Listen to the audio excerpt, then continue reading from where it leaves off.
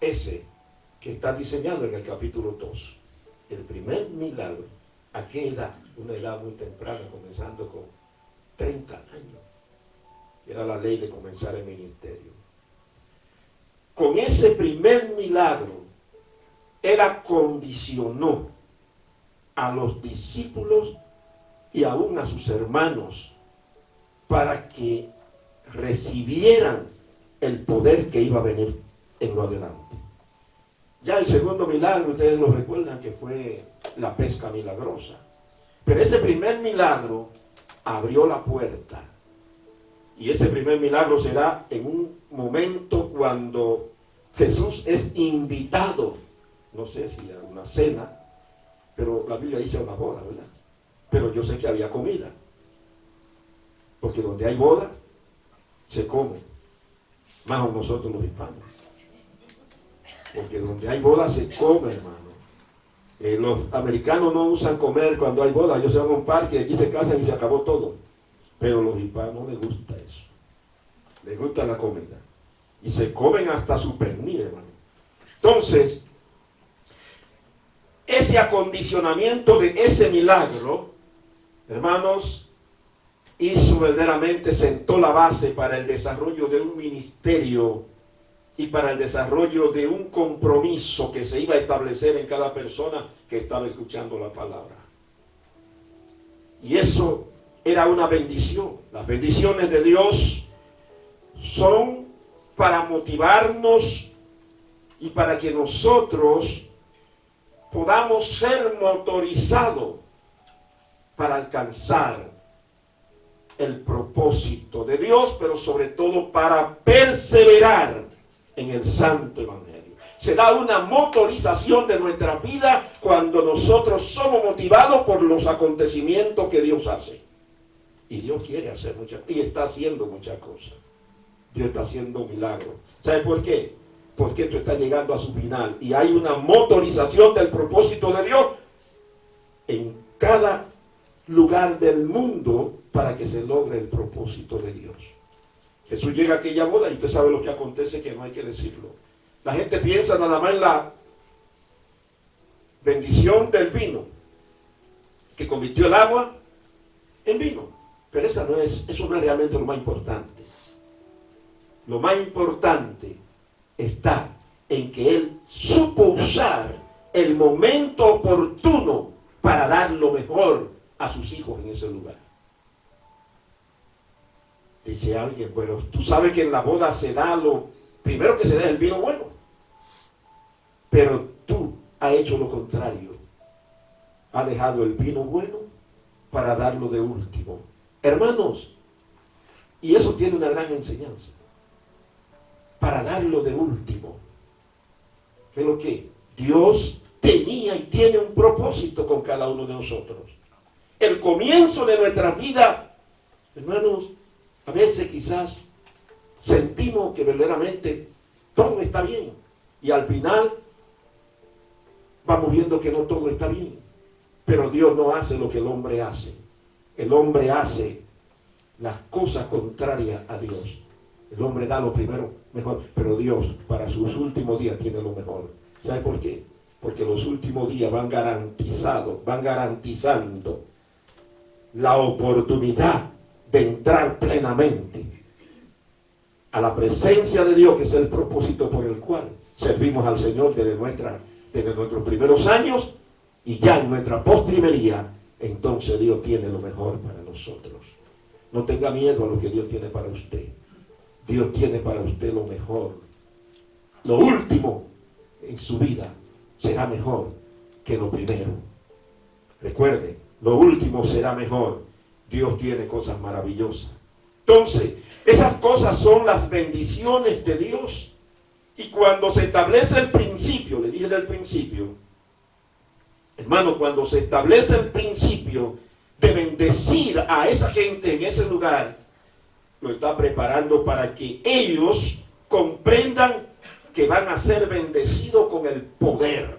Ahí comienza el poder. La primera enseñanza es milagro. En la boda de Caná. Ahí está el milagro. ¿Qué quiere decir eso? Para que ustedes también tengan poder cuando tengan que lanzarse a hacer la obra. Y ese es nuestro Señor Jesucristo, que aunque muchas veces lo está mirando la gente como el niño Jesús en estos días, nosotros lo vemos como el poderoso de Israel, como el Señor todopoderoso que nos bendice día a día con su poder. ¿Para qué? Para que nosotros experimentemos, hermano, esa autoridad, y ese poder se puede experimentar solamente en una posición, en la posición de la oración. Les voy a ir señalando algunos principios para que ustedes vean. Para ese poder se necesita o necesitamos orar. Orar. Pero he descubierto que, o no que he descubierto, sino que he aprendido que la oración necesita un elemento fundamental para ser efectiva. La oración no tiene valor si no está acompañada de una comunión. Oiga bien, tiene que haber comunión en la oración, porque la oración es comunicación. Y tiene que haber lo que se llama un feedback, que usted da y recibe. Ese feedback se da en los instrumentos musicales, que usted dice chi cuando hace un chillido rápido. Eso se llama feedback en la comunicación. Entonces, en nosotros te tiene que dar eso, hermano. Tenemos que tener esto fundamentalmente como básico: orar, para suplir la necesidad de debilidad que hay en nosotros, y nosotros podamos empoderarnos en el nombre de Jesucristo para nosotros recibir la bendición de Dios. Los discípulos tenían esa necesidad, y esa necesidad de orar la tenemos nosotros de acuerdo al libro de los Hechos, versículo 14 del capítulo 1, y por ahí también el 8, está el 4, hay muchos versículos que tienen que ver con esto. Pero los discípulos permanecían, para poder afianzarse, ellos permanecían ¿en qué? En la oración. ¿Usted sabe lo que se llama permanecer? Permanecer es mantenerse, y ellos permanecían en la oración, pero no divorciado de la comunión.